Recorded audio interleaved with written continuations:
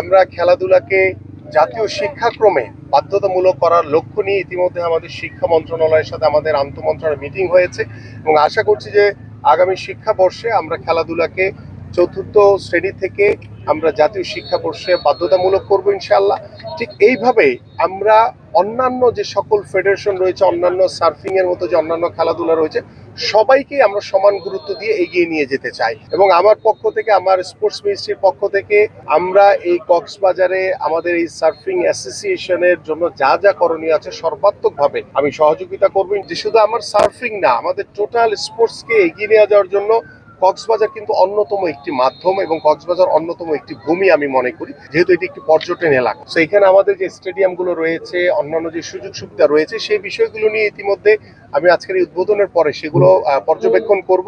ইনশাল্লাহ সেগুলো পর্যবেক্ষণ করে কিভাবে আমাদের মানে স্টেডিয়ামের যদি কোনো কার্যক্রম লাগে বা খেলাধুলা কিভাবে আমরা প্রতিনিয়ত চালাতে পারি, সেই বিষয়গুলো নিয়ে আমরা ব্যবস্থা নিব।